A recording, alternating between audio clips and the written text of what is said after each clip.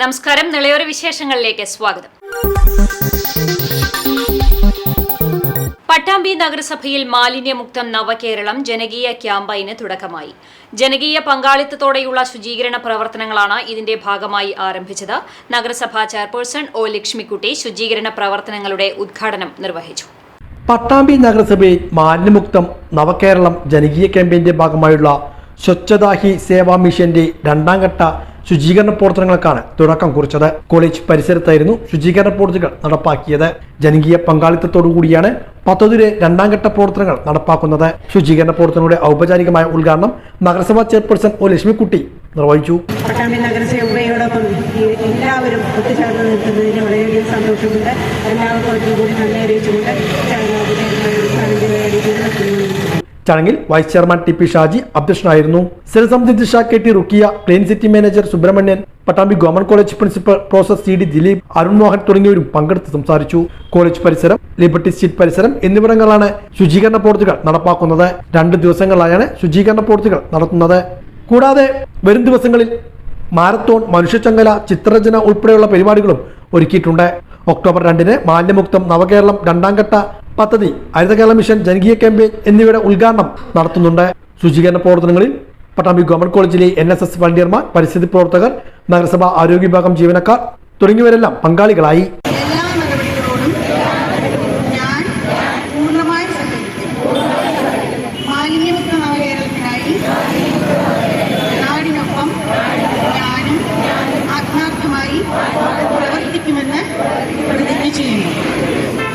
തൃശൂർ പൂരം കലക്കലുമായി ബന്ധപ്പെട്ട അന്വേഷണ റിപ്പോർട്ടിൽ നിലപാട് കടുപ്പിച്ച CPI.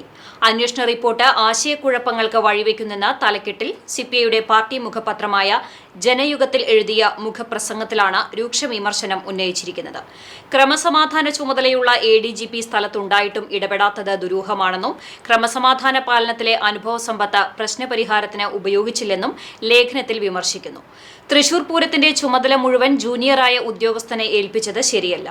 പൂരം അലങ്കോലപ്പെടുത്തിയവരെ വെള്ളപൂശുന്ന കണ്ടെത്തലാണ് ADGP തന്നെ അന്വേഷിച്ചു നൽകിയ റിപ്പോർട്ടിലുള്ളതെന്നും മുഖപ്രസംഗത്തിൽ ആരോപിക്കുന്നു. റവന്യൂ മന്ത്രിയുടെ പോലും യാത്രാ സൗകര്യം നിഷേധിച്ചപ്പോൾ സുരേഷ് ഗോപിക്ക് വഴിയൊരുങ്ങി. സേവാഭാരതിയുടെ ആംബുലൻസിൽ സുരേഷ് ഗോപി എത്തിയത് ദുരൂഹമാണ്. അന്വേഷണ റിപ്പോർട്ട് അനിശ്ചിതമായി വൈകിയതിലടക്കം ദുരൂഹതയുണ്ട്. അട്ടിമറിയും ഗൂഢാലോചനയും ഇല്ലെങ്കിൽ വസ്തുനിഷ്ഠമായി ജനങ്ങളെ ബോധ്യപ്പെടുത്തണമെന്നും മുഖപ്രസംഗത്തിൽ വ്യക്തമാക്കും. പ്രാദേശിക ജൈവ വൈവിധ്യ പരിപാലന കർമ്മ പദ്ധതി തയ്യാറാക്കലുമായി ബന്ധപ്പെട്ട് മുതുതലയിൽ പഞ്ചായത്ത് തല ശില്പശാല സംഘടിപ്പിച്ചു.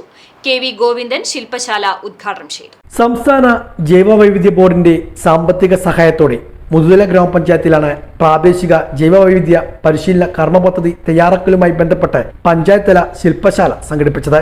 KSBB board member KV Govindan ശില്പശാല ഉദ്ഘാടനം ചെയ്തു.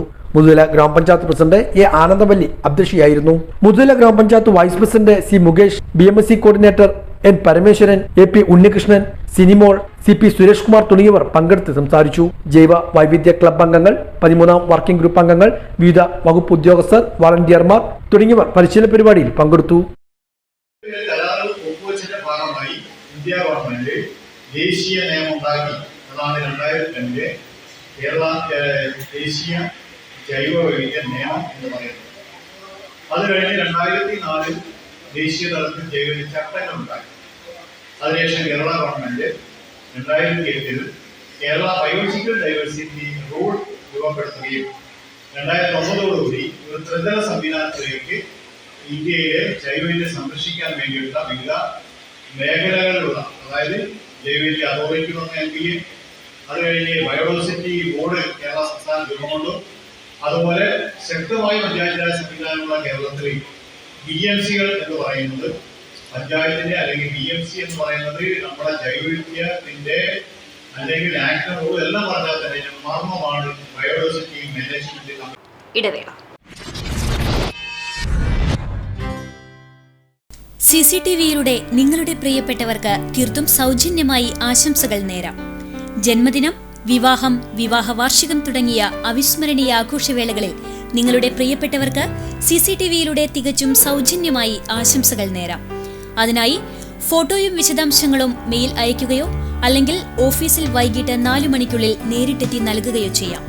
WhatsApp number 8943351400. Mail I D cctvnews@gmail.com. ആശംസകൾ മെയിൽ അയക്കുന്നവരും വാട്സപ്പ് ചെയ്യുന്നവരും നിർബന്ധമായും ഓഫീസിൽ വിളിച്ച് ഉറപ്പുവരുത്തേണ്ടതാണ്. കൂടുതൽ വിവരങ്ങൾക്ക് 8943351400, 8943351426 നമ്പറുകൾ ഒരിക്കൽ കൂടി 8943351400, 8943351426. CCTV, നിങ്ങളുടെ സ്വന്തം പ്രാദേശിക ചാനൽ.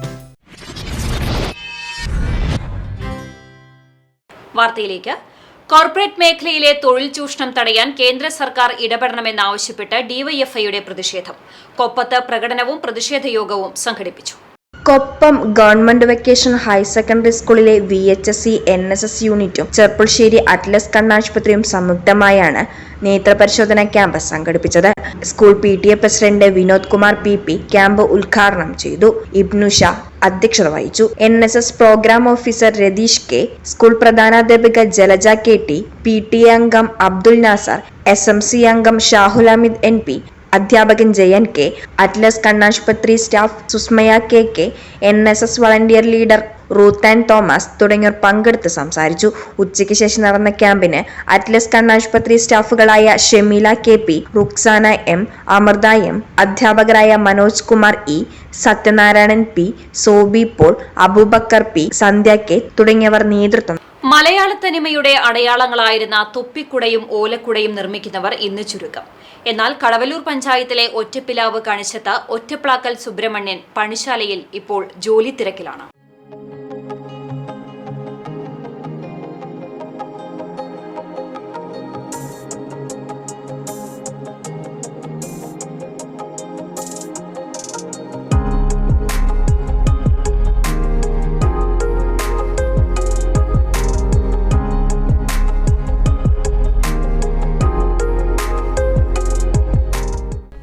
പാരമ്പര്യത്തിന്റെ മികവ് ഒട്ടും ചോരാതെ നിർമ്മിക്കുന്ന പലതരം ഓലക്കുടകൾക്ക് ആവശ്യക്കാരേറെയാണ്.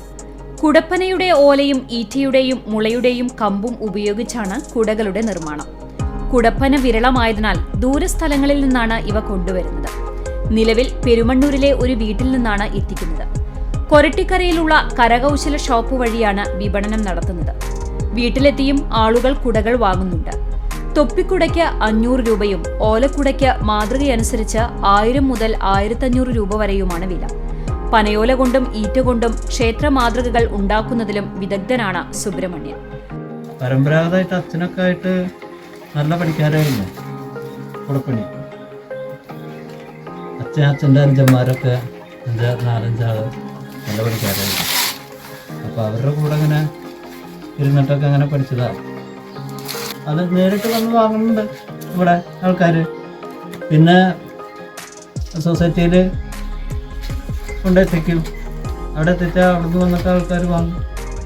കൊരട്ടിക്കര കേന്ദ്രീകരിച്ച് പ്രവർത്തിക്കുന്ന കരകൗശല വിപണന സൊസൈറ്റിയുടെ നേതൃത്വത്തിൽ 30ഓളം പേർക്ക് കരകൗശല നിർമ്മാണ പരിശീലനം നൽകിയിരുന്നു. ഇതുവഴിയാണ് സുബ്രഹ്മണ്യനും ഇത്തരം വസ്തുക്കളുടെ നിർമ്മാണത്തിൽ വൈദഗ്ധ്യം നേടിയത്. അസംസ്കൃത വസ്തുക്കളുടെ ലഭ്യതക്കുറവാണ് ഇത്തരം ജോലികൾ ചെയ്യുന്നവർ നേരിടുന്ന പ്രതിസന്ധി. പനയോലയും ഈറ്റയും ലഭിക്കാത്ത സമയങ്ങൾ കൂലിപ്പണിക്ക് പോയാണ് സുബ്രഹ്മണ്യൻ ജീവിക്കുന്നത്. പരമ്പരാഗത തൊഴിൽ അന്യം നിന്ന് പോകരുതെന്നാണ് ഇദ്ദേഹം പറയുന്നത്. അപ്പോൾ ഓരോ പൂക്കൊട്ടകള്, അതുപോലുള്ള പന്ത് പോലുള്ള ഒരു സാധനങ്ങൾ, പിന്നെ ഹോൾഡർ, ഈ ബൾബിടാനുള്ള അങ്ങനെയുള്ള സാധനങ്ങൾ, പിന്നെ അതേപോലെ പല വസ്തുക്കളും ഉണ്ടാക്കിയായിരുന്നു. അപ്പോൾ നമ്മൾ ഈ സംഭവങ്ങളൊന്നും അന്യം നിന്ന് പോകരുത് എന്നുള്ളൊരു ധാരണ ഉണ്ട് മനസ്സിൽ. അപ്പോൾ ആരും പഠിപ്പിക്കുക. റോഡ് തകർച്ചയ്ക്കെതിരെ INTUC തിരുമിറ്റക്കോട് മണ്ഡലം കമ്മിറ്റിയുടെ നേതൃത്വത്തിൽ സായാഹ്ന പ്രതിഷേധ സമരം നടത്തി.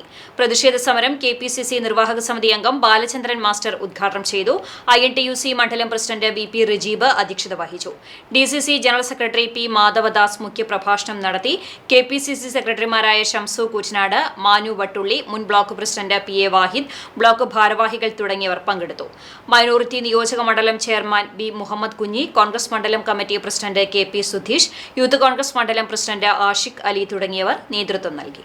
നാടിന്റെ സമഗ്രമായ വികസനങ്ങൾ ഓരോ കാലഘട്ടത്തിലും UDF ഗവൺമെന്റും UDF ജനപ്രതിനിധികളും ഭരണസമിതികളുമൊക്കെ ഉണ്ടായ കാലഘട്ടത്തിലാണ് എന്ന് ഞാൻ ആവർത്തിക്കാൻ ആഗ്രഹിക്കുന്നില്ല.